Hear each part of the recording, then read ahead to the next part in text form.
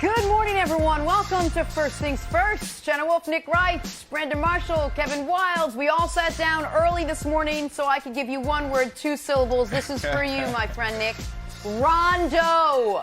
Rondo showed up last night, made Nick happy, I'm sure. Wildes was thrilled. Brandon is as well. And that is where we start this morning.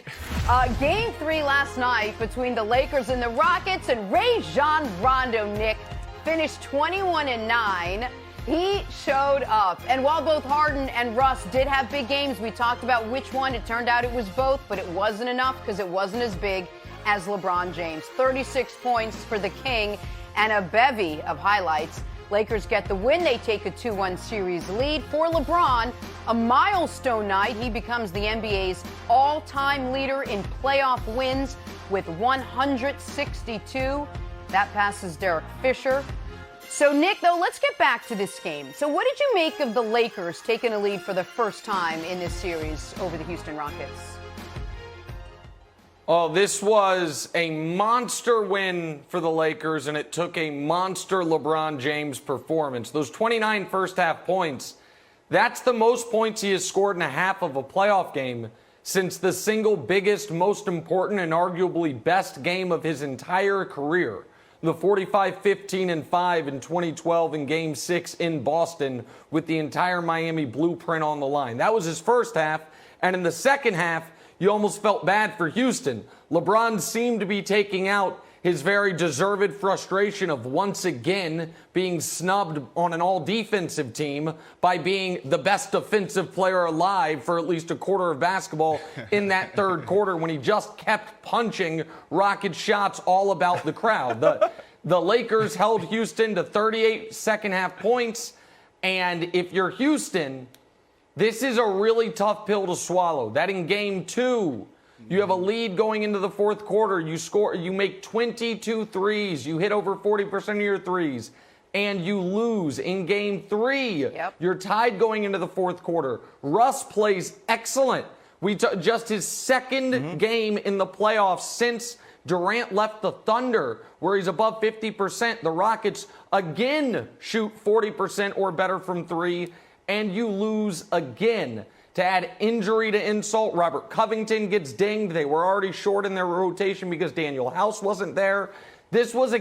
Houston had to win one of these two games, shooting the way they did, volume in Game 2 with efficiency, Game 3 efficiency, plus what Russ did. The fact that they lost both because LeBron was so thoroughly dominant on both ends, and I must admit, because Rondo, or as I think Kevin Wildes is going to demand I call him forever now, playoff Rondo was really, really good.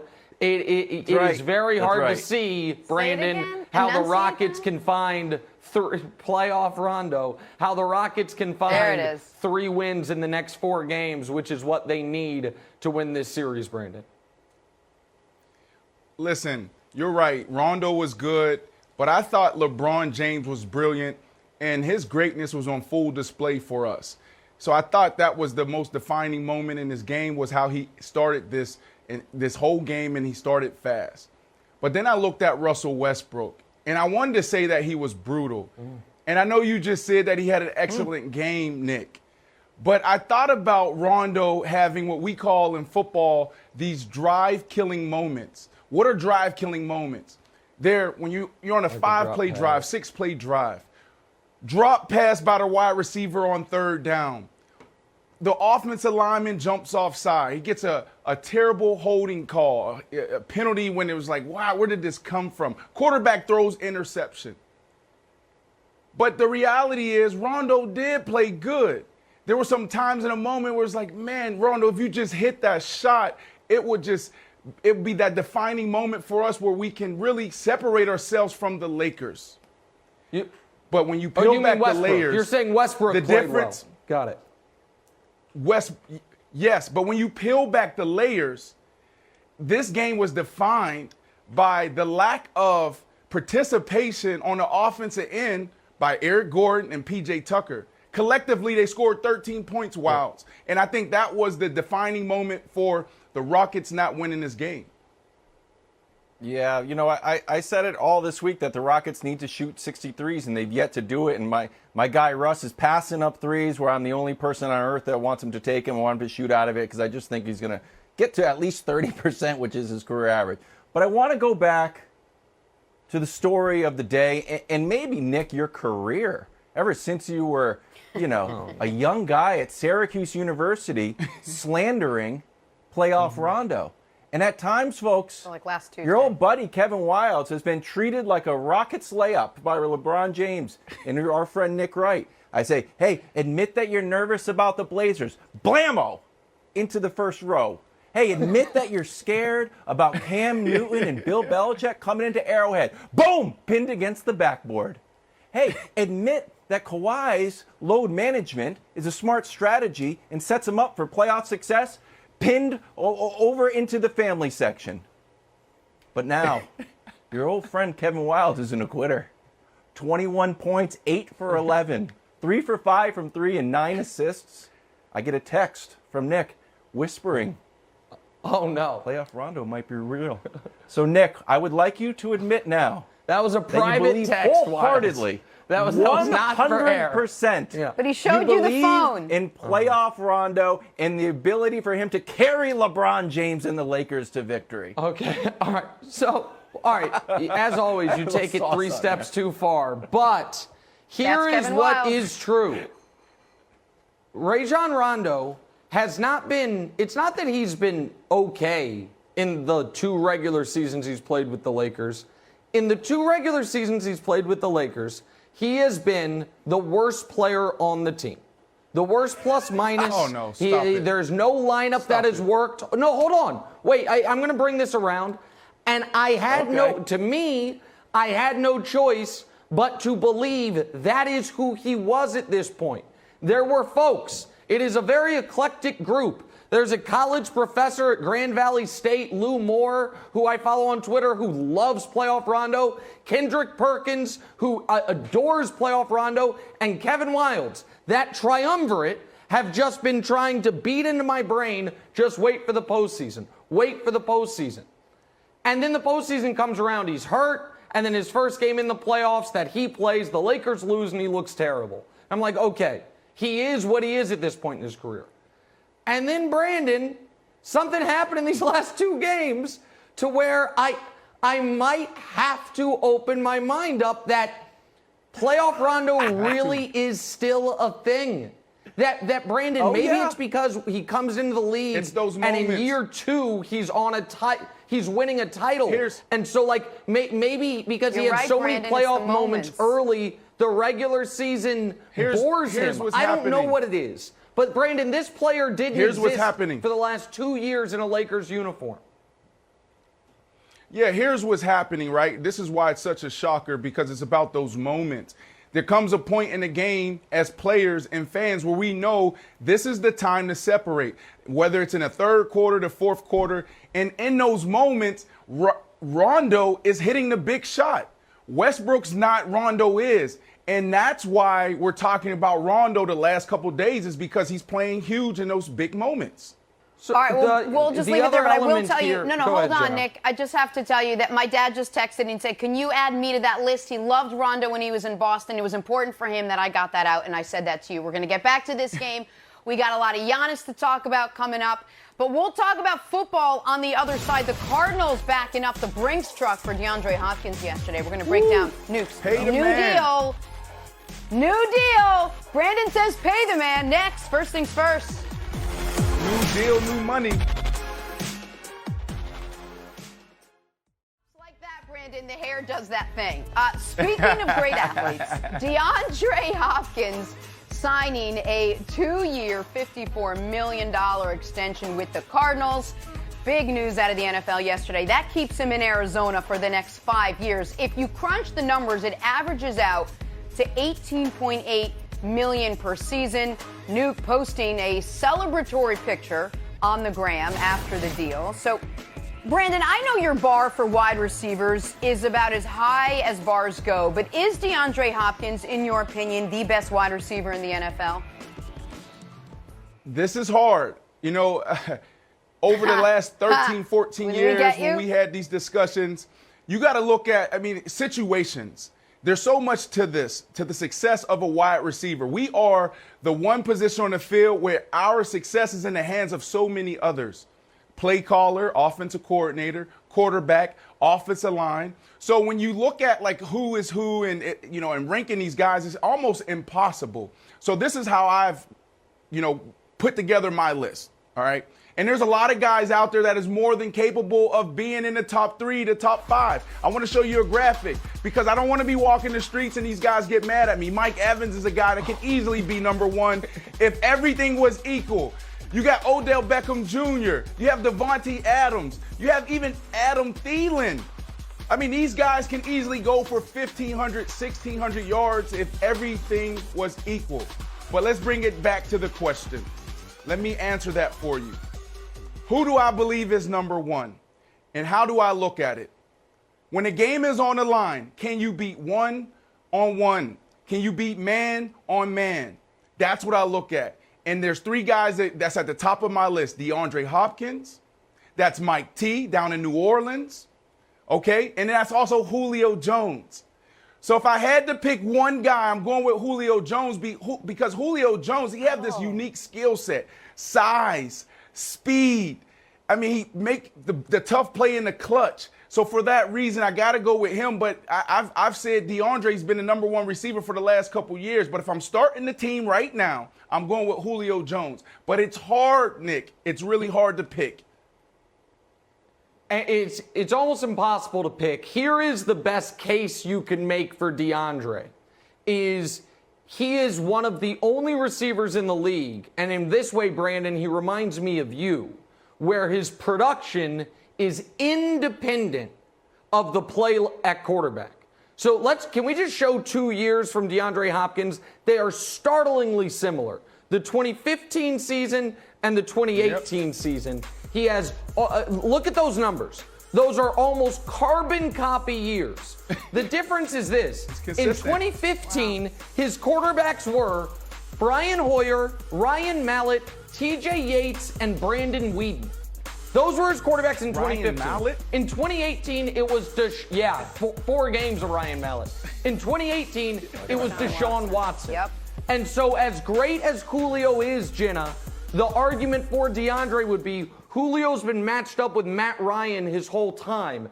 DeAndre was a first-team All-Pro caliber season when Ryan Mallett and TJ Yates were throwing him passes, and he was a first-team All-Pro caliber receiver when the great Deshaun Watson was throwing him passes.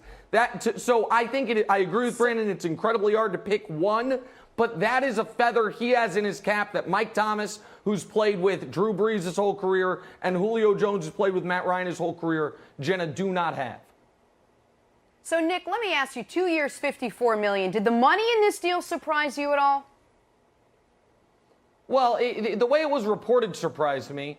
Brandon, this is a little, finagling of the media, if you will, or manipulation of the media.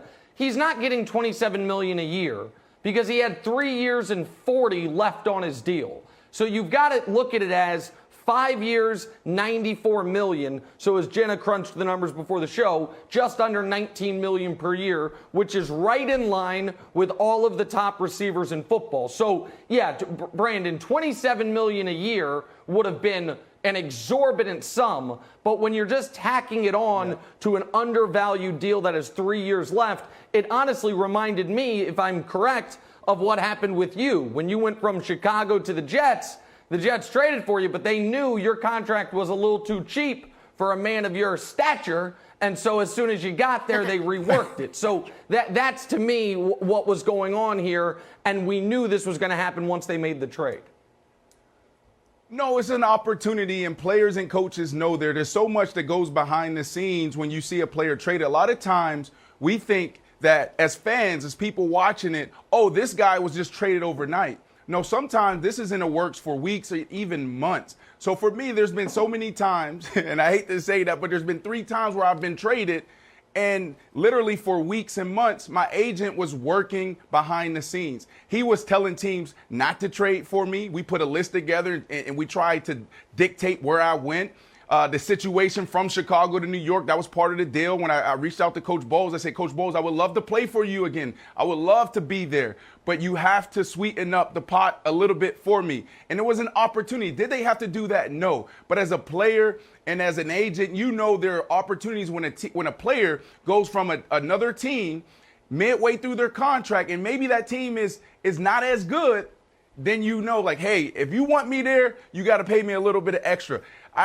The Cleveland Browns, amazing story. I remember Josh McCown were being at a church convention, and the Cleveland Browns was throwing everyone at me, like, hey, we really want you. We really want you. We're going to pay you $14 million a year. Everyone else was like $10 million, $11 million. I looked at, I believe it was Ray Farmer at the time. I said, Ray, you will not trade for me. I will not come. I told Josh McCown, stop asking me. There's no way I'm coming. I will retire right now.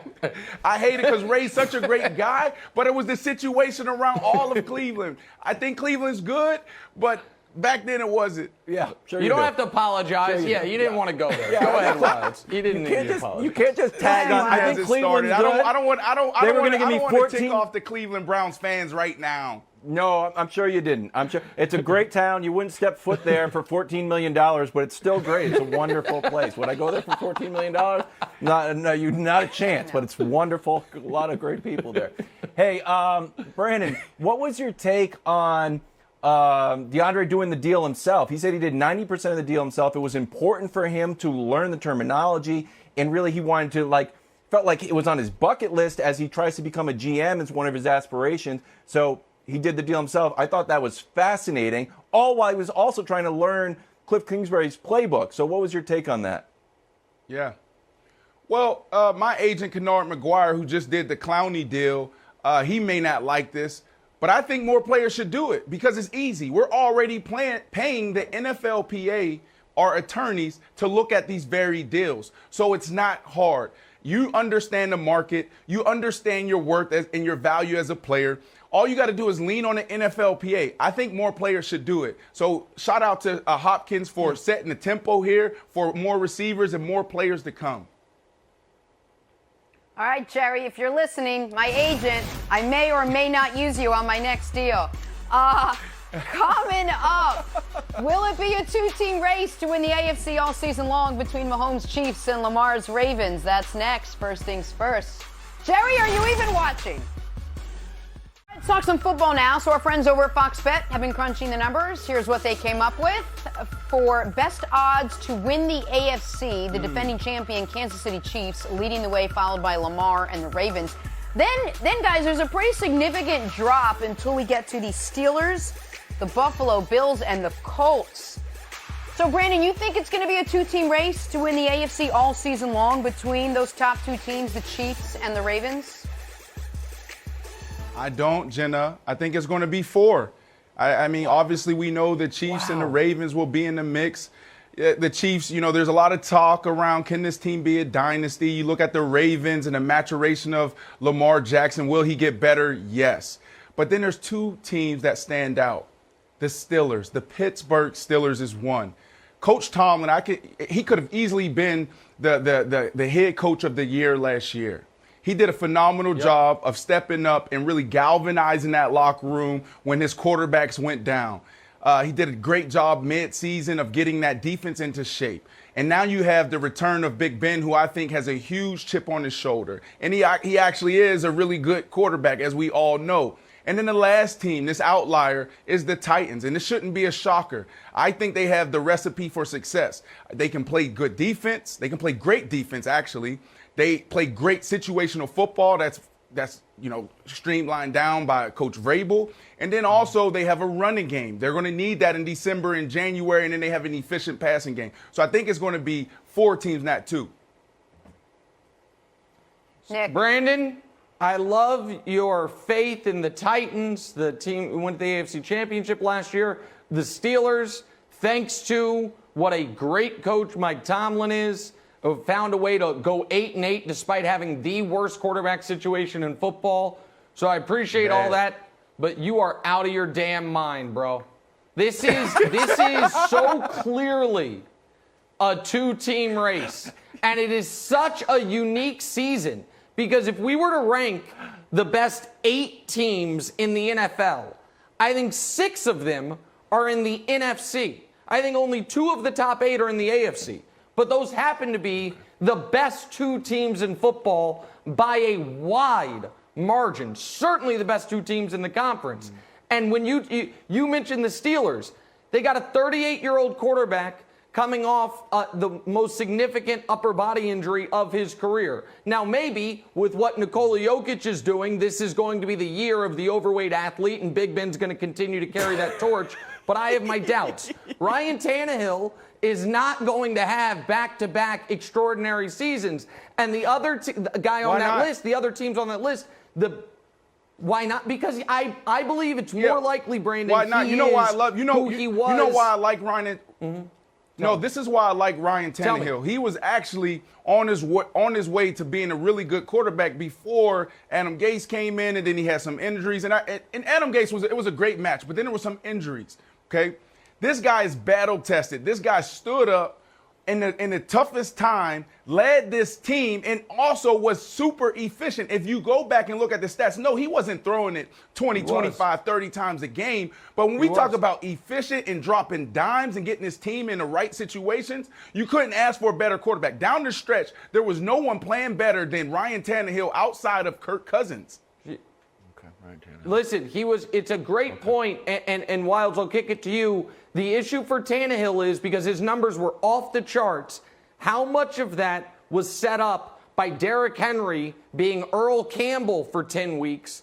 And can we expect Derrick Henry to, we know he's going to be good, but can we expect him to be historically prolific year over year, Wilds? But that's the point, and I'm sorry, Wilds. Yes, I'm sorry, Wilds, and I'll let you just jump in right here, but that is the point. That's the recipe, is because they have a running game. All of it works together. Okay. All right, Wilds, go ahead. Ryan Tannehill. I'm supposed to be nervous about Ryan Tannehill, Jenna. Is that it? Or the Super Bowl hangover Chiefs? That is what the B-man said. Or the Steelers, who are hangover. 4-9 against Bill Belichick and 0-2 in the playoffs. But who played well without? Is that what I'm supposed to be nervous about? Yes, yes. And I'll end it with a little hip-hop trivia. A lot of people, you know that Jay-Z sample, you go, okay, I'm reloading. You know, a lot of people think that's from Carlito's Way. It's not. Every year, Bill Belichick and Jay-Z hook up, and he goes into the recording booth and says it once he gets his roster every year. So the idea that I'm nervous at all, and we're plus 1,200 on 5, I'm like, guys, what are we? This is my not nervous drink. Go ahead. Yeah, maybe it's Ryan Tannehill this year. Okay, maybe. Maybe it's not Cam Newton. Okay, you guys are way too comfortable in New England. Okay. Way too comfortable in New England. Yeah, go ahead, Brandon. The dynasty's over. Well, I'm actually uncomfortable. I got over. 6 rings I got to lug around all over the place. It's very uncomfortable. Well, yeah. This conversation, guys, was supposed to be Chiefs and Ravens, and now suddenly the AFC is blown wide open. Nick, you're not buying it. Well, no, I'm not buying it at all. In fact, I'm going to give out my first gambling tip of the NFL season. And the gambling tips on this show over the quarantine have been spectacular. But if you look at the Chiefs at plus 260 and the Ravens at plus 330, I'm going to pay for your entire season of sports betting right now, but you're just going to have to wait 20 weeks to cash the ticket. Here's what you do. Bet them both, America.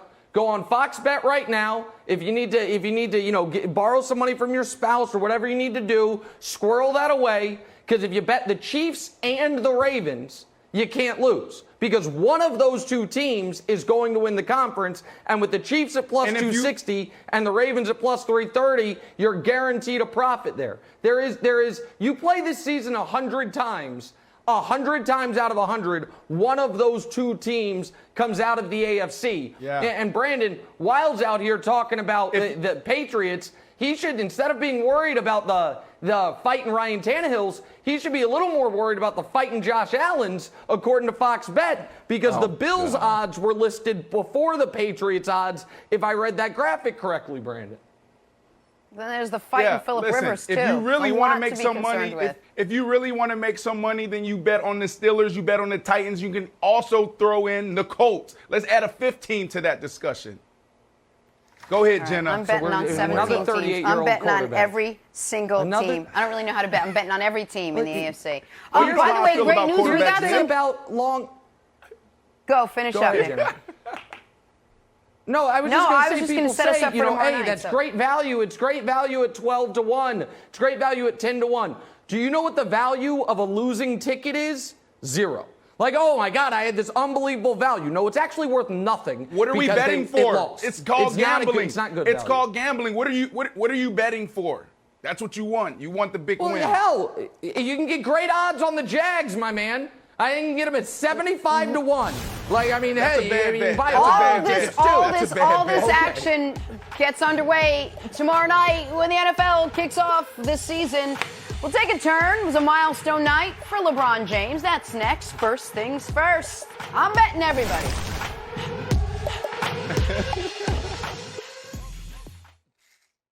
We welcome in Antoine Walker to talk Game 3 between the Lakers and Rockets and Rajon Rondo.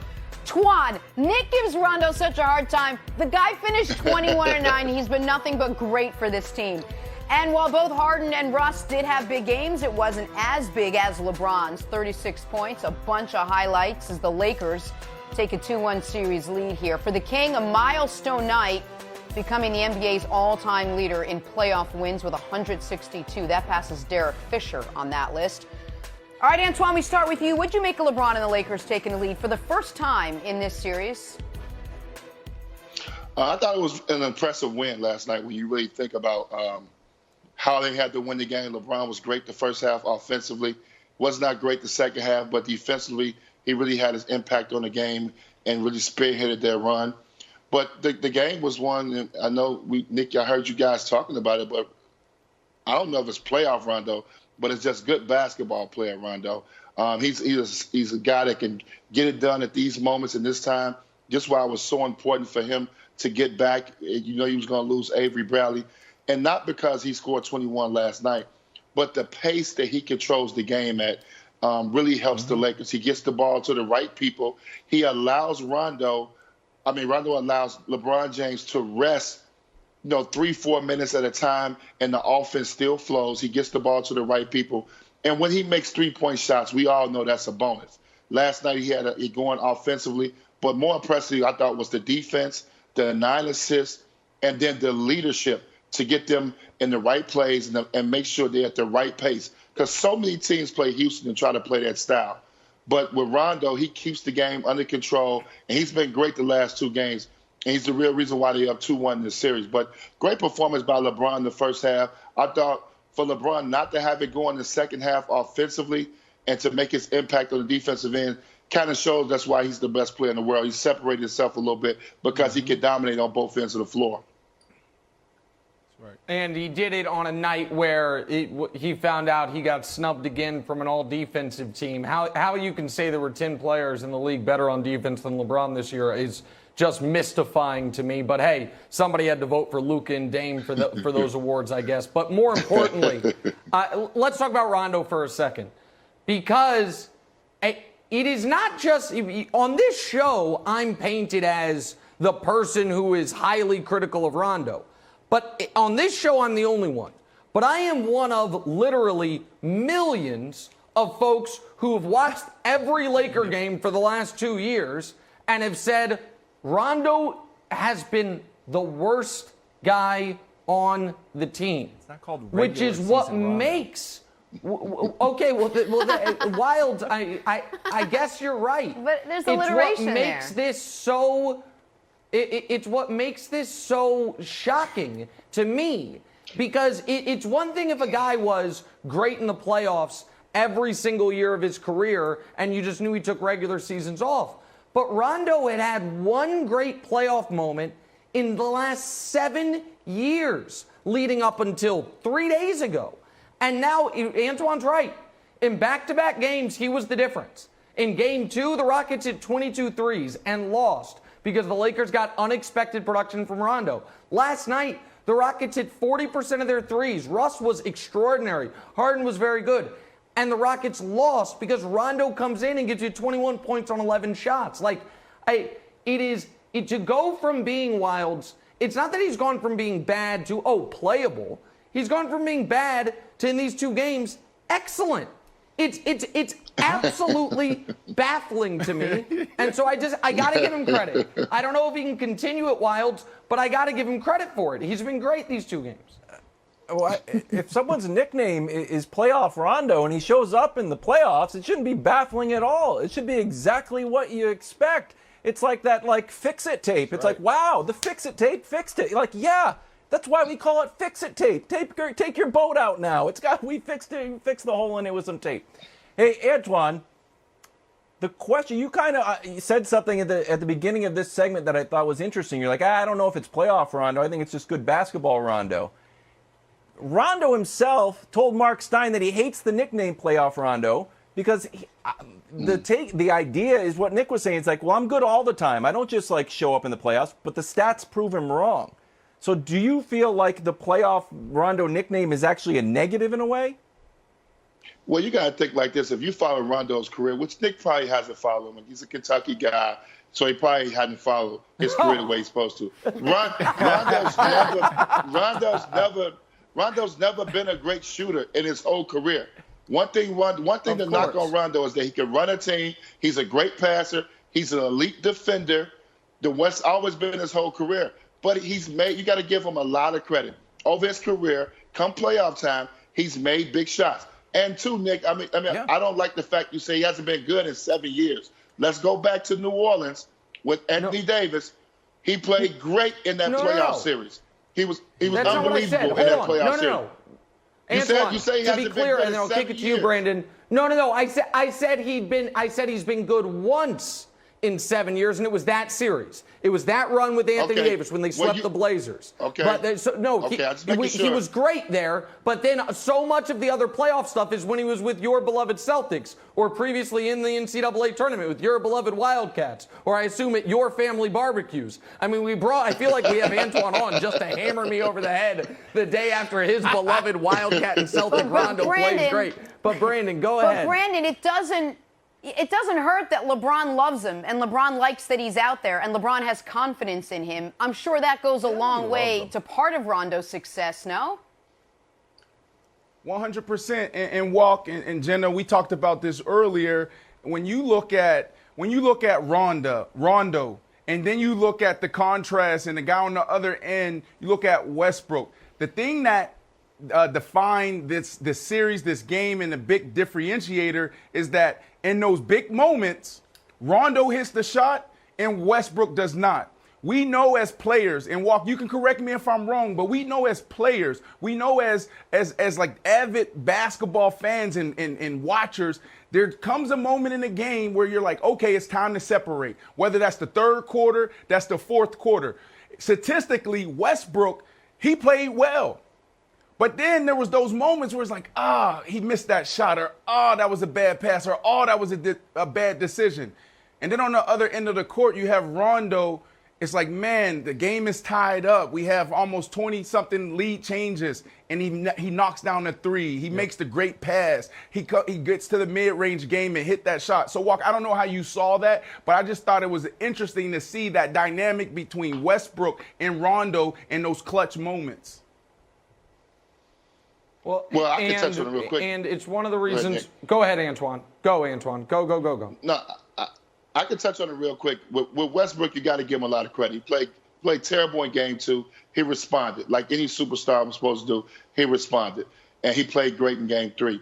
The problem I think the difference is, I think when you look at Houston and obviously the Lakers, Rondo's job is to be a setup, get him good minutes off the bench, make a play or two. He doesn't have the same role as Westbrook. Westbrook has to get 30 points to have a chance for them to win, especially now with Covington, Daniel House Jr. You don't know if those guys are going to come back.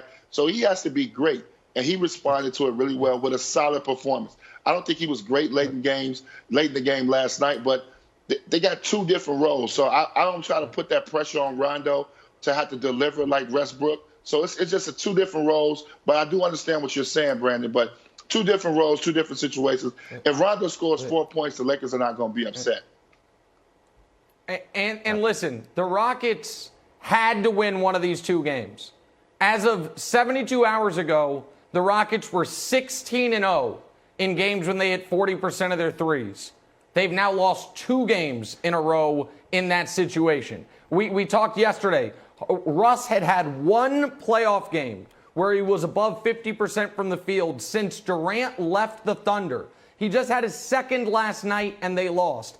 And we don't know what the status of Daniel House is, and we don't know what the status of Robert Covington is. The Rockets are now in a brutal, brutal spot. But Wildes, I want to say something to you because you said something yesterday that it didn't bother me as a friend. It bothered me to my core as a sports observer. Oh. Because you brought up Kawhi Leonard in comparison to LeBron. And you're like, oh, basically, the reason America hates you, Nick, the reason America is so angry at you and mean to you on Twitter is because you hold Kawhi to this obscene standard and LeBron just gets a pass. And I've been thinking about it throughout the morning because LeBron James last night set the all-time record for postseason wins. In a few weeks, he's going to move into second on the all-time record for postseason assists. He already has, we can show it, the most points, the most steals, the most free throws, the most baskets, second most threes. He'll move into the top 10 in blocks here in short order. And last night, he also had a 29-point half and then a 4-block third quarter and then was marvelous playing nearly 40 minutes.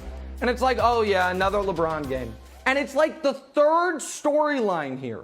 So I do think there is, our friend Kevin O'Connor of The Ringer tweets out about once a week during the playoffs, don't take LeBron James for granted. Folks are taking him for granted, Wildes. What he is able to do at 50,000 plus career minutes in year 17 on both ends of the court, we've just become numb to it. He is, statistically speaking, the most dominant playoff performer we've ever seen, and it's not even close. And again, Rondo deserves the credit because what he did was surprising. But it speaks, Wildes, to where LeBron is, that we're not surprised that he was a point away from a 30-point half in a gotta-have-it playoff game against a team with 2 MVPs on the court. So what's that have to do with me? I was just talking about Kawhi Leonard and how he scored 0. It's really that you hurt Kawhi's feelings. Why'd I get thrown into this great LeBron stat? You're like, Wildes, you did me wrong yesterday as a friend and as a person. You're like, what did I do? You think you put all these great LeBron? I don't take it for granted. I like him. I just think that you make fun of Kawhi too much. Okay, all right, fair enough. Fair enough. Maybe I'm lashing out. Maybe I'm using you as an avatar for others. All right, once again, Lakers get the win last night. They take a 2-1 series lead over the Rockets. Back here with Brian Westbrook. So the Cardinals were busy yesterday locking up their star wide receiver, DeAndre Hopkins, signing a 2-year, $54 million extension with Arizona. That keeps him there for the next 5 years. The deal averages out to just under $19 million per in total. So, Brian, let me ask you, how important is DeAndre Hopkins to what the Cardinals want to accomplish this year? Oh, Jenna, he's very important for the Cardinals. And I'll put it in a reference that I think we all can understand because we all have children. It's like, you run into your child's room, they're crying in the middle of the night, and you're like, what's wrong, baby? And they're just saying, I just want my blanket. I want that security blanket, my favorite blanket, that blanket that gives me comfort and it allows me to sleep during the night. You give them that blanket and they sleep the rest of the night. Well, yeah, they try, believe me, they try. Or they just say, I just want to get in your bed. But for this point, you just give them the blanket. But yeah, the truth is that this is Kyler Murray's security blanket. Just imagine the Seahawks are blitzing. It's 3rd and 7. There are 8 men about to blitz. And Kyler Murray has the ability to look to his right and say, you know what, I have this guy, DeAndre Hopkins, one-on-one, and all I have to do is put the ball in his area. All I have to do is put the ball around him, and I know with his ability to go up and get those contested catches, those one-on-one balls, that he's going to make that play. I remember this. I remember back in 2006, there was this big old receiver coming out of UCF, big old hands. He's strong. He had good speed, great size. And those are the great things. But I think if I talk to Jake Plummer and Jay Cutler, they would say the reason why I love Brandon Marshall is because he enlarges my margin of error. He, in his size and his ability to go up and get those contested balls, whether they're jump balls, whether they're low balls, whether it's going across the middle, he allows me to enlarge my margin of error. And now I don't have to be perfect as a quarterback. And that's all that quarterbacks want. They don't want to have to be perfect. And with a guy like DeAndre Hopkins, you don't have to be perfect. And lastly, I think when you think about that offense, it's a lot of Kyler Murray moving the pocket, running around just a little bit. It kind of lends itself to a continuous scramble drill. And Brandon, you understand, in the scramble drill, your receivers have to go deep. They have to cross the middle. They have to come back to the ball. And a lot of those catches are contested. And you keep moving. And DeAndre Hopkins is one of the best in the league at continuous movement and catching the football. And that's why he's going to be a great asset for Kyler Murray. I 100% agree, but I've always looked at it this way. I've always felt like the recipe for a great offense is this. You got to have a quarterback that can throw the ball. He's efficient. You don't have to have the best quarterback. He just has to be efficient. A running back that can take advantage of the matchups presented by, here's the kicker right here, the wide receivers. I think it starts there in today's NFL, in today's offense. Having a receiver like DeAndre Hopkins, don't forget about Larry Fitzgerald on the other side as well, but it gives you exactly what you just laid out for everyone, B, is that opportunity to beat one-on-one. There comes moments in games where it's man-on-man, and that receiver on 3rd down and 2, 3rd down and 6, you got to be able to run that 9-yard stop route. You got to be able to run that go ball and be able to adjust on the back shoulder. You have to be able to catch the ball over your shoulder. When that happens, the defense has to adjust. You got to roll coverage, cover 2. You got to play quarters. So what does that do for you, B? It gives you 6-man boxes, 7-man boxes. And now we're going to see Westbrook, I'll show love to you, doing your thing, being able to pick up those big chunk plays. We call these big plays 10, 15 yards at a time. And this is the most amazing thing about having a wide receiver, dominant number 1 receiver on the outside that you can just throw the ball up to, Nick. It sets up everybody for success. The offensive coordinator, the quarterback, the running game, everybody.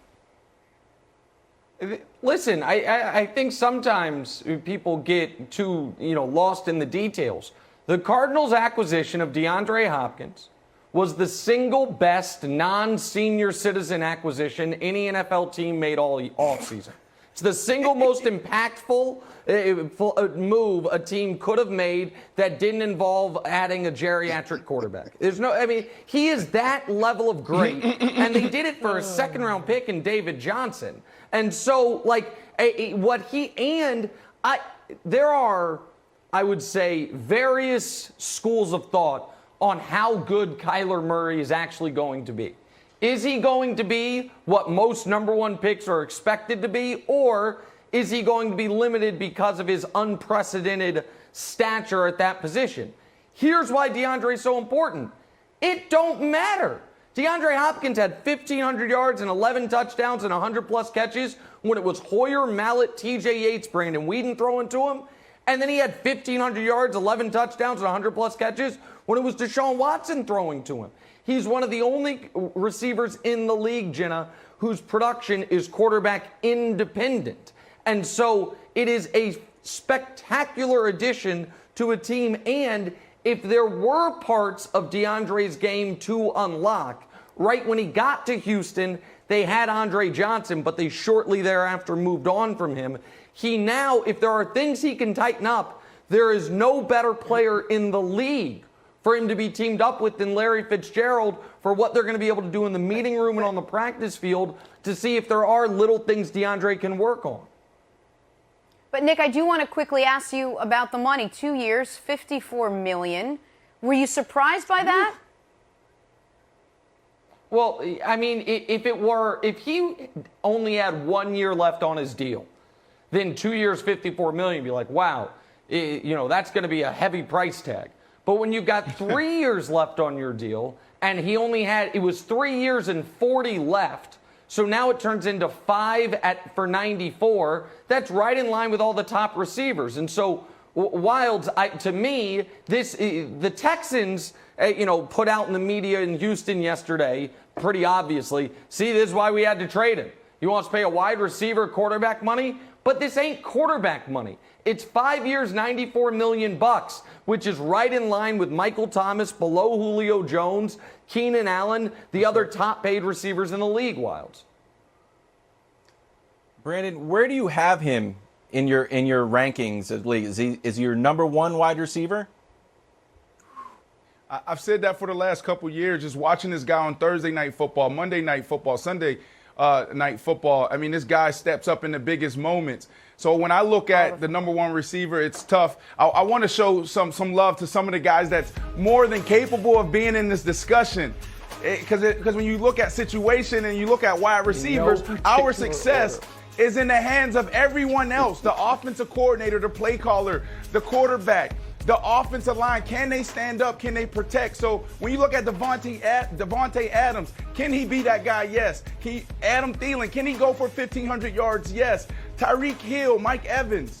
But when it comes down to like picking your squad and starting with that number one receiver, it comes down to three guys: DeAndre Hopkins, Michael Thomas, and Julio Jones. Can you beat man-to-man on 3rd and short? Can you run a slant? Can you run a 9-yard stop? Can you run a go in the back shoulder? When you look at skill set, you look at size, you look at speed, you look at football IQ, I have to go with Julio Jones, and it's hard because I love D-Hop. I absolutely love D-Hop, and I love Mike T. Brian, do you agree? Well, listen, I think you can never go wrong with Julio Jones. He has a combination of size, speed, catch radius, catch ability. So Julio, in my mind, is number one. But then you have Michael Thomas and DeAndre Hopkins, almost 1A and 1B. They're almost on the same level. They are just productive receivers, guys that can go make plays. They make it easy on the quarterback. The other thing I want to mention, and I think Brandon brought it up earlier, and I remember having T.O. on my team, and there was a big difference between the defenses that we faced with T.O. on our team than the defenses that we faced with T.O. not on our football team. Right. And that ability to get 5- and 6-man boxes because you have to double team T.O., that ability that opens up things for the running backs, it opens up other things for other players, other receivers, other tight ends. It really opens things up for the quarterback. So this is obviously a great addition. It also bumps Christian Kirk and Larry Fitzgerald down from being the number one and number two receivers, which at this point in Larry's career, he's not a number one at all. Now they can take the pressure off of those guys. They don't have to produce as much. This is going to be a much better offense because of the arrival of DeAndre Hopkins. That's right. Hey guys, quick question here, and I am not a football expert at all. I have never played a down of NFL football, but if we could put Brandon's list up. I for real, I've never played, and it's good for me to be on the show because I learn a lot. But I think that the playoffs are important, right, Nick? That's like how you get to the Super Bowl. And we don't have the person with the most active, second most receiving yards in the playoffs of all time. 1,442 yards. I wanted to be on your side here, second to only Wiles. Jerry Rice. Okay. You know, I'm not an expert. Yeah, I am stop not. it. But that seems like an important stat for future Hall of Famer Julian Edelman. And I don't know if it's a graphic mistake or maybe I'm just naive on how the playoffs work and football. Maybe yards aren't important. Maybe winning Super Bowl rings not important. It's good. I don't know. It is. But look, there's 32. There's 32 number one wide receivers, but in the reality is there's only 5 to 10 dog number one receivers. Okay, not everyone is truly a number one receiver, a franchise wide receiver. So when you look at that, that's why Edelman doesn't fit in that box, because can Edelman day after day after day go outside at the X position, at the Z position, and run slant, run a hitch, run a back shoulder, run the go? I don't think he can. I think Edelman, he's one of my all-time favorite players to watch. But at the end of the day, Edelman, he has a lot of his success was dictated off of Bill Belichick and Tom Brady. And I don't want to take anything from this guy because I love him. I got to jump in for it. I got to jump in, man. We can take plenty away from him. It was not a serious inquiry by Wilds, and it did not deserve that serious of a response. No one in the world thinks you left Julian Edelman off the list. You could have gone 20 deep. Edelman doesn't make it. It is insane that you actually took that seriously and defended it. Took it seriously. Wilds is just out here throwing bombs into the show. I was trying. He's like, I was struggling. What about I was struggling. 7 I was struggling. Patriot? It's so dumb. Not Jenna, a go dog ahead. receiver, You did not have according to explain Brandon that. Marshall. Yeah. Oh, Getting back to love Nuke, it. we get to see my DeAndre goodness. Hopkins in his Cardinals uniform Sunday when they face the 49ers, that game on Fox. Take a break, talk some hoops on the other side.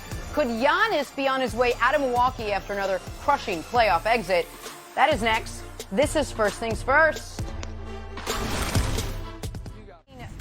Bucks Heat Game 5. Bucks on the verge of elimination last night, and all Giannis could do was watch as the team made the decision to hold him out with that bad angle. Miami took full advantage, finishing off the NBA's best regular season team. Miami now moving on. Bucks are headed home again. So where does the loss leave Giannis? Here he is after the game. Hopefully we can learn from this and, get better as a team and come back, and hopefully we can build a culture in Milwaukee that for many years that we can come out here and compete every single year for the championship. And with that, we welcome back in Antoine Walker. Antoine, I don't know, kind of sounded like Giannis had a little staying power in Milwaukee. Did his postgame comments convince you that maybe he would stay with the Bucks moving forward? Well, he should want to stay. It's unfortunate. Injuries are part of the game. He got hurt. I don't know if that would have made a difference in this series. They were not playing good basketball. But Giannis has a lot of individual accolades. He'll probably be back-to-back MVP award. He'll probably win the MVP this year. But the reason why the Bucks did not play well is that Giannis got exposed offensively. I think if people really watch this series, he's got a lot of work to do. And I know people are going to be like, why would you say that? That's hard because he's had so many great things happen to him. But he's gotten better every year throughout his career. If you look at his numbers and his stats, he has to get an in-between game. He has to get a 15-footer.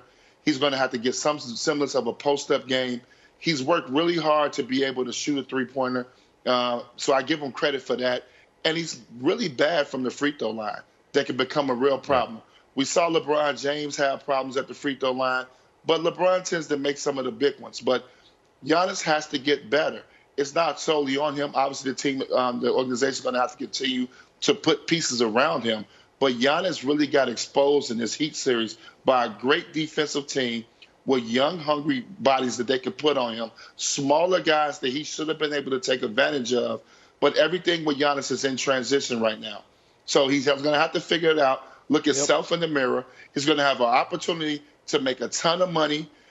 Chris Middleton showed that he's could be a good Robin in this situation. He's a 50, 40, 90 guy. He has to get better. And better for him is to be more aggressive. And then they have to make a decision at the point guard position. What are they going to do? Is Eric Bledsoe going to be your point guard because you signed him to big money in extension a year ago? I don't necessarily know if that's the answer, but they do got two main guys. They can compete at a very high level, and they got to continue to add veterans. Kyle Korver's getting old, so you're going to probably have to replace him. Marvin Williams is kind of towards the end of his career. So they got some work cut out. But for Giannis, he's retiring. Of course, he should stay there. He should stay there. Giannis should stay there and continue to build. But he has to get better individually.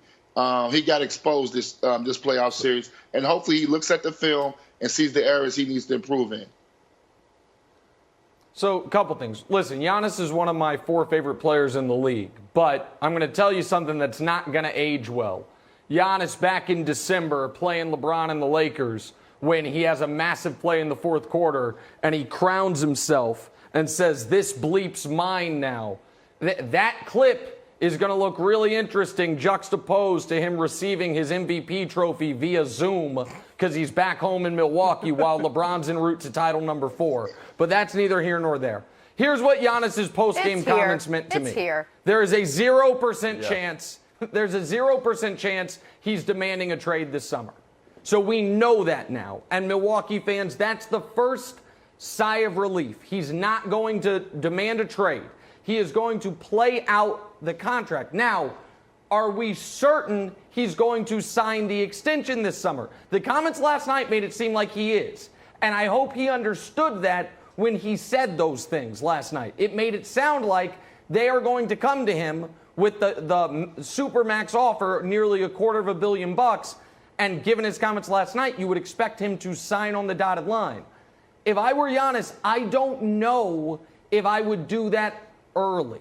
I might wait and see how next year goes, because there are 3 teams that we know are positioning themselves for Giannis: the Miami Heat, the Dallas Mavericks, and the Toronto Raptors.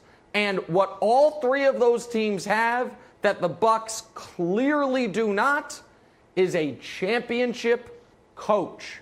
Eric Spoelstra has got a couple rings. Nick Nurse just won one. Rick Carlisle won one a decade ago. So forget the fact that you could play with Luka, or you could play with Jimmy, or you could play with Pascal Siakam. I think Middleton and Siakam are about equivalent players. It is for Giannis's game to grow. Is it going to grow in Milwaukee? Because the last time we saw a guy win back-to-back MVPs, have his team with the best record back-to-back years, and not make the finals either year was LeBron in Miami, or LeBron in Cleveland.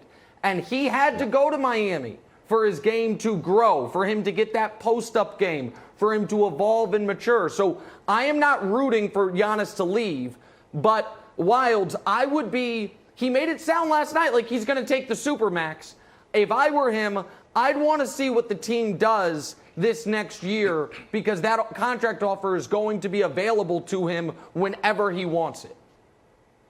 Yeah, I'm surprised that he didn't, or he wasn't asked straight up, hey, are you going to sign the Supermax?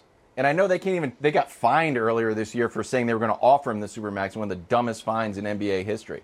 But I think the most surprising is that the perennial they have a championship team. They get knocked out in the second round by the 5th seed, and it's probably a good day for Bucks fans. He's going to sign the Supermax. He looks around, and I think it's a bad day. There's going to be no Kareem Abdul-Jabbar storylines. I don't think he's going to go to the Raptors. I think it's a bad day for Masai. I think it's a bad day for all the people putting him in a Warriors jersey.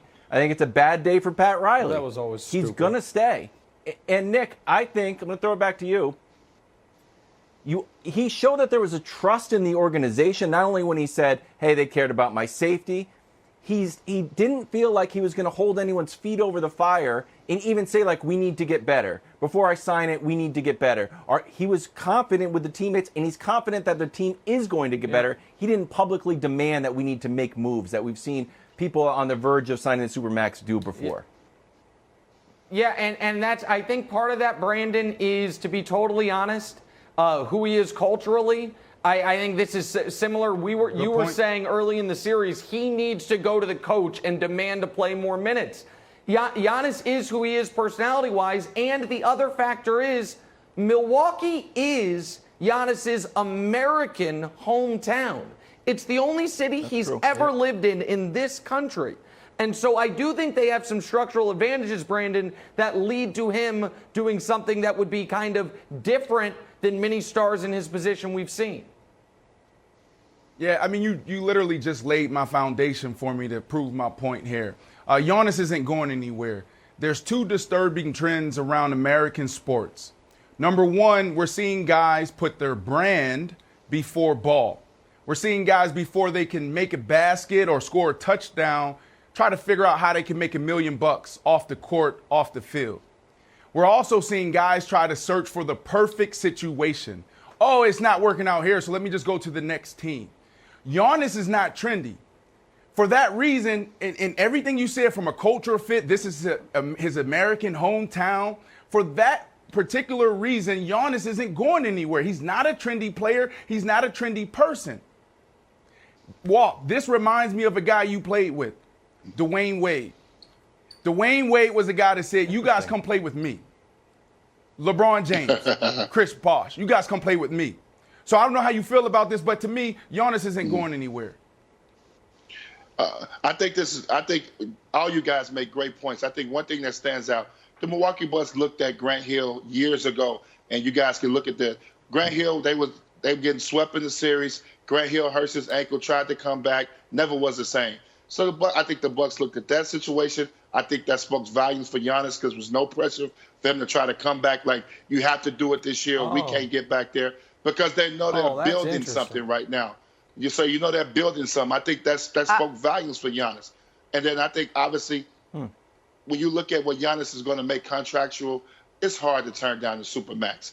I mean, you saw what happened in the playoffs. He twisted his ankle, that foot. That can go the wrong way, and that money could be off the table. So I think Giannis is going to take that money, being the way he comes from.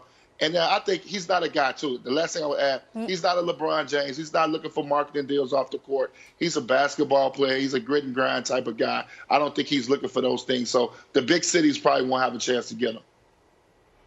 You guys gleaned all that off of that one post-game press conference. I'm shocked. I don't think it's as good as done, but we shall see. Twan, thank you so much for today. As always, NFL season starts tomorrow night. We got to ask, will it be a two-team race to win the AFC all season long between Mahomes and Lamar? Lamar and Mahomes, Mahomes, Lamar. Next on First Things First, I'm Lauren Finkel. Let us on this NFL Eve talk some Kansas City Chiefs. They are set to open their season tomorrow night against the Texans. Lamar Jackson and the Ravens open Sunday with the Browns. Those two teams, guys, those two teams heavily favored to represent the AFC in the Super Bowl. We welcome back in Brian Westbrook. Brian, you think it'll be a two-team race to win the AFC all season long between the Chiefs and the Ravens? Well, of course, I love the pick of the Chiefs and the Ravens because they were the two of the most dominant teams last season. But as far as this year, I know how things change in the NFL from year to year. Usually there's a team that made the playoffs that won't make the playoffs, and there's a team that didn't make the playoffs that will make the playoffs. And when I look at these two teams, they're far and above probably the best and most talented teams on paper. But different things happen every single year. And let's use the Ravens in particular to begin with. Inside that division, they have a lot of the difficulty. And I think because the Cleveland Browns, with their new coach, Stefanski, that very good defense and that high-powered offense, I think that could be a problem for the Ravens. I also think when I look at the Steelers, their ability to play defense, even though they were giving the ball right back to the other team last year without Ben Roethlisberger, I think that could be a deterrent for the Ravens as well. So I think they have some difficulty in the division. And then when I look at the Chiefs, you know, they have the best player in football, great tight end, great receiver, new running back situation, a great coach. They have everything that a coach, a team, a fan set, Nick Wright would possibly want. However, I know this. The Patriots, as good as they were for the last 20 years, they only had one back-to-back season, 03 and 04, where they were able to repeat as Super Bowl champions. And the reason for that is because it's hard to do. It's almost impossible to do because expectations change. Also, the pressure on you change. And here's the other thing. Your hunger and the ability to go out there and work hard every single day changes after you win a Super Bowl. It also changes, in my case, for a lot of the teams that I played on, it changes after you make it to the Super Bowl. And so I just think it's going to be a lot more difficult than just throwing out the ball and saying the Chiefs and the Ravens are going to be the best team in the AFC, even though they look like that on paper. So, sorry, Brian, I'm over here cheesing ear to ear because Nick absolutely crushed me a few segments ago. He thought that I was just crazy for saying what I'm about to say. Earlier, I said there was 4 teams. Now I'm going to add a 5th team because you gave me ammo and you gave me backup. So it's not about 2 teams. It's about 5 teams now. I love the Steelers because of Mike Tomlin, the return of Big Ben. What Coach Tomlin did last year was phenomenal. You can't forget that. This is a strong team. He galvanized that team midway through with losing quarterback after quarterback, revamping his defense. And then the Titans. The Titans have the best recipe for success when it comes to taking a postseason run. Why? Because they play great defense. They are smart in situational football. That's key. They have an efficient passing game. And, they can run the ball. And then let's add in my 5th team, which is the Colts. Colts, man, they should be extremely proud of themselves for putting themselves in proper position, going out to getting that 38-year-old quarterback, Nick, because this team has everything they need around them. Wide receivers, pass catchers, offensive line, defensive guys that can make big plays. So for that reason, it's not 2, it's not 4, it's 5 teams in the AFC. All right, well, Brandon, listen, you said I crushed you the first time, so I'm gonna approach this from a different angle. What I like about your commentary there is you expanded it to 5 teams, and you still left out Wild's beloved Patriots, which made him have the bitter beer face, that entire rant right there. So that did make me happy. But here is why Brian is wrong and why Brandon is wrong. if we all agree the Chiefs and the Ravens are two of the best teams in football. I would argue they are the two best teams in football, but certainly of the best. The next teams on that list, in no particular order, you'd have the Cowboys, you'd have the Niners, you'd have the Seahawks, you'd have the Saints, you might include the Packers. What do all those teams have in common? All those teams, other than the Chiefs and Ravens, are in the other conference. So you might have the two best teams in football in one conference, and the next 5, 6, 7 teams, if you want to include the Vikings, the Bucks, some of those teams that other people are very high on, are all in the NFC. It would be gobsmacking if this season ends without one of these two teams going to the Super Bowl. You mentioned, Brian, that the Patriots only repeated once, but they did just recently make the Super Bowl 3 years in a row. So they won the AFC 3 consecutive seasons. And so when the teams going up against them, Brian, are quarterbacked by Rivers and Roethlisberger, who are combined 76, and Ryan Tannehill, who has a combined 15 great games in his career, I don't see the path for another team. Nick, let me ask you this. Do you remember what was going on in your mind? Do you remember what was going on in your household, in the playoff game when the Chiefs were down by 24 to the Texans? Do you remember what was going on at that point?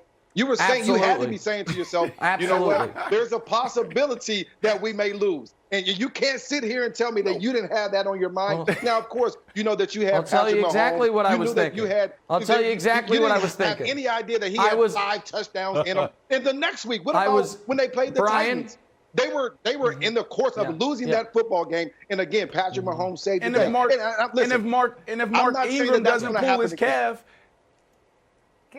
if Mark Ingram doesn't pull his calf, you can easily say that the Ravens make it to the Super Bowl. Oh, okay, that's great. But so let me just answer Brian's question real quick, Jenna. Here's what I was thinking when they were down 24-0 to the Texans, and then down 10 points to the Titans, and then down 10 points in the Super Bowl. I was incredibly nervous that I was going to lose my Chiefs minus the points bets. But not only did they win all those games, they covered them all too, because they got the GOAT quarterback with Andy Reid and Tyreek Hill and everybody else. So was I nervous they'd lose? No. Was I nervous I might lose a little bit of money? But thank you, Bill O'Brien. I'll always appreciate that. Down 24-0, then trailing at halftime. Great job, Texans. So no, I was nervous about the money, Jenna, but I was not nervous about the Chiefs losing. Never hand steady as could be.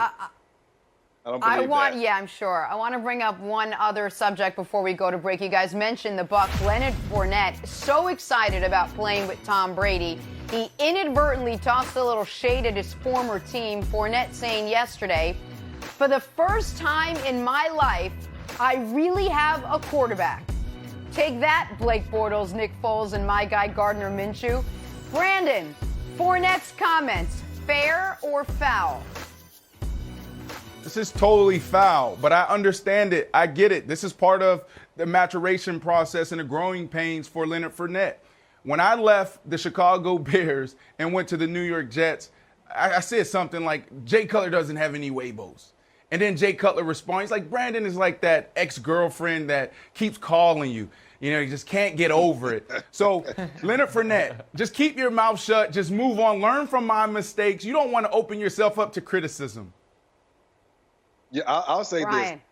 this. I think the comment, first of all, is 100% true. There's no doubt in my mind he had no quality quarterbacks there in Jacksonville. And that's part of the reason why when you hear people leaving Jacksonville, they're all celebrating, and the guys that left before them are saying, congratulations, you're out of that place. I'm happy for you. The other part was that it was also completely unnecessary. He didn't have to go back and trash these guys. But absolutely everything he said was absolutely true.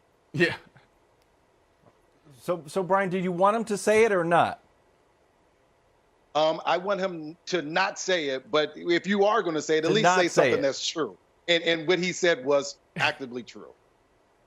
Well, that's what I'm saying. It's weird. It's like it's one of those rare things, Nick. Wild? It's true, but also don't say it.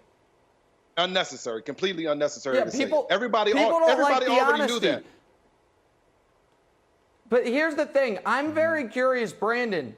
Do you and Leonard Fournette Like, do you guys have a monthly conference call for the players who have been just bedeviled by terrible quarterback play? Because Cutler was good and Russell Wilson was great and you had Eli briefly. But, our guy Dusty sent me the list of Fournette's quarterbacks dating back to college. Here they are. Blake Bortles, Gardner Minshew, Cody Kessler, Nick Foles, Chad Henne. And then in college, the who's who of Brandon Harris, Danny Etling, Anthony Jennings, Brad Cragthorpe, Justin McMillan, and Lindsey Scott. I promise all of those are real names. So at first I wanted to crush Fournette. I'm like, hey, man, you got to hold up your end of the bargain. And then I looked at that list and I'd be like, he's kind of got a point. Like, he's kind of like, I don't know what his high school quarterbacks look like, but he kind of has a point, Brandon. Yeah, no, I disagree because I think the wide receiver, if anybody, should make that statement and feel that way. Brian, I don't know about you, but I've always thought that the running back make the quarterbacks better. When you have an average quarterback or a quarterback that's not so good, then you can lean on the run game, and it opens up everything else for you. So I disagree a little bit there. I tell you this, I wish that Andy Reid felt like the running backs made the quarterback better. He would have paid me a lot more money. Andy Reid always felt that the quarterbacks were going to make everything better, and that's why they gave Donovan McNabb all the doggone money. If only the Bucks played the Jags this season, but they don't, so I'm glad I brought it up. Take a break. Let me ask you this. How did LeBron and the Lakers take the lead in the series last night against the Houston Rockets? That's next. This is First Things First. All right, welcome back here on First Things First. Our top story this morning, last night's Game 3, Lakers-Rockets. LA rallied in the fourth in this one. Rajon Rondo was good. Finished with 21 and 9, but this game was all about LeBron. He had 36 points. And the Lakers beat the Rockets in Game 3. They now take a 2-1 series lead. Nick, start with you. What'd you make of the Lakers taking the lead for the first time in this series? Yeah, this is just a crushing defeat for Houston. They went into the game shorthanded with no Daniel House, which meant Austin Rivers was going to have to play. That didn't go well, as most of us thought it wouldn't. And then during the game, they lose Robert Covington. If he is out for Game 4, they're down to 6 real rotation players if House doesn't come back, which is why they had to win Game 3. And so why didn't they? Russ was excellent. This was one of Russ's best playoff games in years from an efficiency standpoint. Harden was Harden, 30-plus points, near 30-point triple-double. They didn't shoot a ton of threes, but they made them at a clip 40%. As of 3 days ago, they were undefeated in games when they shoot 40% from three. So why did the Rockets lose?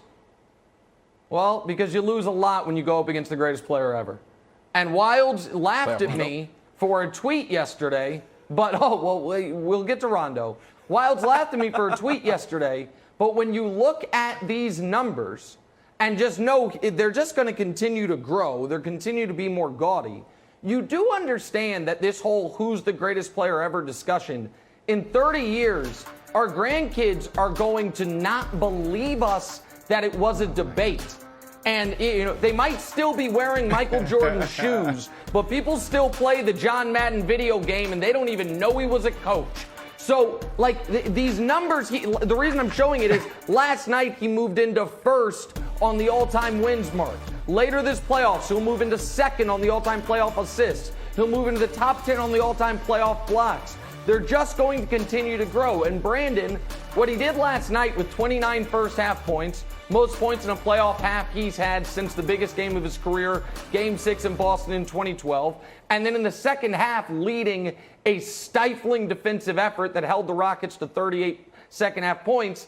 That is what you do when you are still, in year 17, the best player in the world, and it's not particularly close. So, yes, I know you guys are going to talk about Rondo, but for Russ to play the way he did, Houston to shoot the way they shot, Harden to do his thing, and the Lakers to still run away with it at the end, it's because they have LeBron James and you don't. Yeah, I'll let Wilds crush you with the Rondo take. But LeBron was brilliant. I mean, this last night was a great display of his greatness. He could have went for 70 if he wanted to. A lot of people think that he had a bad second half, and I disagree. I thought he did exactly what he needed to do. He came out fast. He came out hot. He got everybody going, and then he started getting his guys involved. LeBron was brilliant.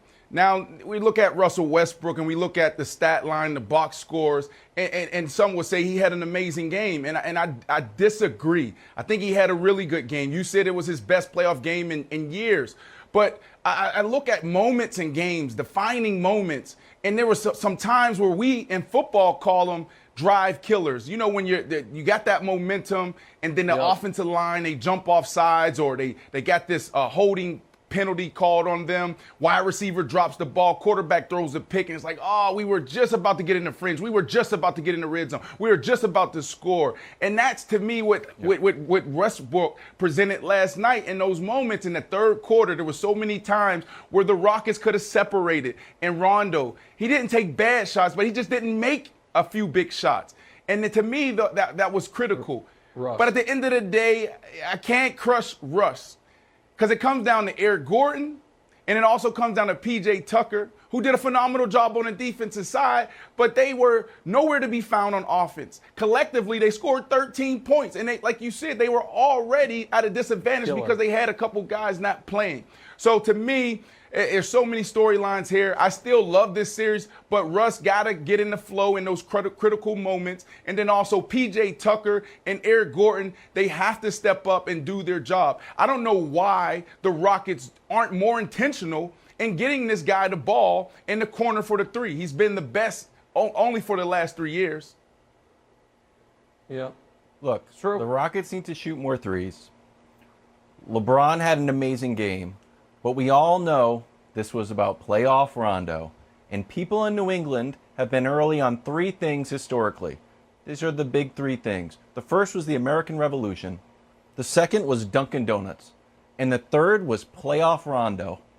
And he's been that way since he first got here. If we look at his legendary status, it's him and Magic Johnson, Nick. 3,500 minutes, 1,300 points, 845 assists through the first 6 years of your career. So that's what he was forged in steel with a legendary player like Magic Johnson. Then we just look up. He gives you more points. He gets you an extra rebound. Gives you an extra assist. And then, Nick, you'll love this one. I'll tie it back to your buddy. 1,000 starts, 1,000 assists. The guys are on the floor at the same time. One makes the other one better. So, look, he literally was built for this, Nick. I would like you to take back all your slander. Built for this. I'm going to ask Lori to go onto our YouTube page and our Instagram and delete all of the Rondo slander you've had. It's going to be a long week for her. We're going to pay her overtime for that. But are you ready to admit that you believe in playoff Rondo? Go ahead, Nick. I am ready to admit what I text you in confidence last night, but you revealed to the audience 4 minutes into the show. It might be a thing. I can't fully buy into it yet, but what I can no longer do is crush the guy. Listen, if you have watched every Laker game, as I have over the last 2 years, he's been the worst guy. Taylor Horton-Tucker was better in his minutes this year than Rondo was. But somehow, the first game back in playing in the bubble, he wasn't good, but I'll give him a pass because he was rusty. He had the hand injury, then the back injury. These last 2 games, he's been exceptional. You're right, with as good as LeBron was, they don't win last night without him. And so you look back, he wasn't great throughout a bunch of regular seasons in a row, and then that playoff series against the Blazers with the Pelicans, he was awesome. He wasn't great the year with the Bulls, and then he had an amazing playoff game, but he got hurt in it, and I think it was game 2 of that series. And obviously that time with the Celtics. So Jenna, maybe coming into the league in year 2, he's winning a championship. Year 4, he's back in the finals. Years 5 and 6, he's in playoff battles with LeBron. Maybe it just messed with his very unique basketball mind to where he's only excited or interested come playoff time. I don't know what it is, but I must admit, the folks who've been bellowing at me, playoff Rondo, Jenna, right now, they do appear to be correct. And by the way, it's thrilling. I've never wanted to be wrong about something more than this if it helps LeBron get his 4th ring. But it's just hard to believe given how he's played the last couple of years. But they might be right, Jenna. I was going to say this was Nick's 8-minute way of saying I'm wrong, but it was his 9-minute way, actually, of saying perhaps I was wrong. I was going to sit on that for a second, but I guess we'll move on. Big news out of OKC last night. First, the team parted ways with head coach Billy Donovan. Then news breaking. that Chris Paul could be on the move this offseason. Mark Stein tweeted, Get it done. there are rival teams that believe Milwaukee will explore trading for Chris Paul, complicated as that would be financially, if Oklahoma City indeed makes CP3 available via trade. One more thing to track as the Bucks enter perhaps the most crucial offseason in team history. Nick, I'll send it back to you. Would CP3 be a good fit with, say, Giannis and the Bucks? Oh, he'd be a great fit. A great fit. Now, I don't know how, and by the way, OKC is going to move on from Chris Paul, I believe. When they don't bring back Billy Donovan, it signals they're entering a rebuild. Now, what the Bucks have going for them is, I don't think the Thunder want a bunch of draft picks because they have so many draft picks from the trade of Russ and the trade of Paul George. I don't know how Milwaukee creates the best package, but Wildes, he would be the perfect guy to pair with Giannis and a guy who I think could potentially put the Bucks over the top next year. I agree. And if you love NBA basketball, you got to love Chris Paul. And he's a guy that needs a ring. I don't think he belongs in the Stockton, Malone, James Harden world of great players who don't get rings. He needs this on his resume. And I do want him to come to New York. I think Leon Rose wants him to New York. But if you really love Chris Paul and you really want him to get a ring, he should go to Milwaukee, Jenna. Brandon, what do you think? Yeah, I mean, there's a lot of distractions out there. There's the big city you just talked about it, Wildes. There's also the 76ers. Don't be distracted. Wildes was right. Go get your ring. And the fastest way to do that is to go to the Bucks. Find a way to get this done. All right, action tonight. Clippers-Nuggets game 4. Clippers lead 2-1 in this series. Brandon, back to you. What is the X factor in this game? Oh, Mike Malone, coach. No one's going to say it, but this is the best we've seen any coach, a job of a coach in the playoff bubble. You got to give love to this guy. He's mixing it up on the defensive side. He's getting everyone involved on the offensive side, but he needs to step up and inspire these guys. We need to see some emotion. I want to see those guys diving on the floor for loose balls. So Coach Malone is the X factor. You're doing a great job of dialing up. Now inspire. Give your greatest speech ever. Go ahead, Wildes. Back-to-back apologies from Nick Wright tomorrow. Today was to playoff Rondo. Tomorrow to playoff P, following up on a big 32-point game. Back-to-back apologies from Nick Wright tomorrow. Tune in. Jenna, to me, the X factor is, can Marcus Morris keep up his Cal Ripken-esque streak? Notoriously, by his own admission, just clumsy player, has somehow gone 4 games in a row without accidentally stepping on somebody's ankle. Not shockingly, there's no Nuggets with injured ankles. So it's just something to watch for. Can he make it 5 in a row? I'm rooting for you, Marcus. See you tomorrow.